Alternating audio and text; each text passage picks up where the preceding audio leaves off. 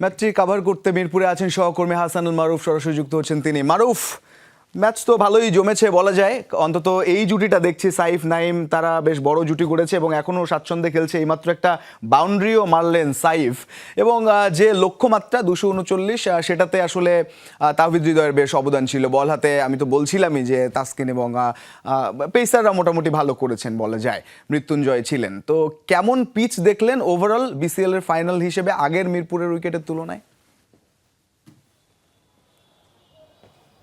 আর রঞ্জন, আমার কাছে মনে হয় প্রথম ইনিংসে উইকেট কিছুটা স্লো ছিল, বল ধীরে এসছে ব্যাটে এবং ব্যাটারে স্ট্রাগল করেছে সেট হতে, অনেক বেশি সময় নিয়েছে।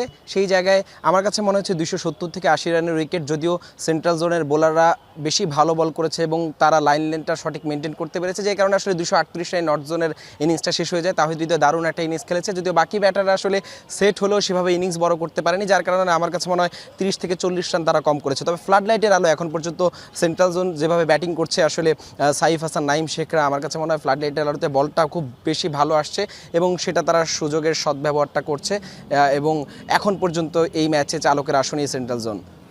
আর যদি প্লেয়ারদের বিবেচনায় বলি তাহলে চালকের আসনে কিংবা আসলে ভালো পারফর্মার আজকের দিনে এখন পর্যন্ত হৃদয়কেই মনে হয়েছে কিনা বা তার ব্যাটিংটা চোখে পড়েছে কিনা?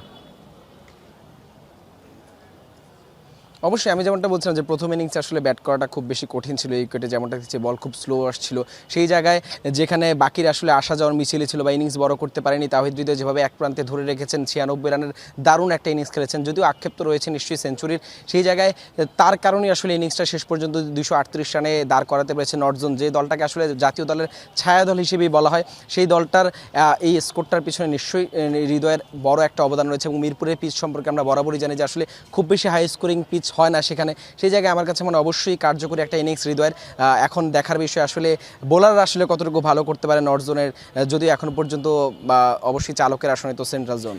মারুফ, এত গেল বাংলাদেশ ক্রিকেট লিগের কথা।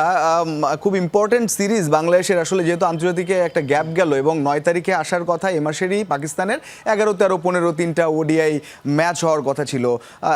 একটু তো বিশ্বে আসলে অস্থির পরিবেশ বা যুদ্ধের দামামা বাড়ছে, তো সেগুলো নিয়ে একটা অস্থিরতা মিডল ইস্ট জুড়ে বা সব জায়গায় জুড়ে। পাকিস্তানের সাথে এই সিরিজ নিয়ে বিসিবির একটা স্টেটমেন্টও ছিল যে না, এখন পর্যন্ত হ্যাম্পার হয়নি বা ঠিকঠাক মতো চলবে। কোনো আপডেট আছে কিনা? আর রঞ্জন, যেমনটা বলছেন যে মধ্যপ্রাচ্যে যে চলমান যুদ্ধ বা উত্তেজনার কারণে যে একটা পরিস্থিতির সৃষ্টি হয়েছে, পাকিস্তানের বাংলাদেশ সফর নিয়ে একটা শঙ্কা তৈরি হয়েছে। তবে এখন পর্যন্ত বিসিবি তাদের যে স্টেটমেন্ট, বা আমি আজকেও যতটুকু কথা বলেছি, পাকিস্তানের বাংলাদেশের সফর নিয়ে এখন পর্যন্ত কোনো শঙ্কা নেই।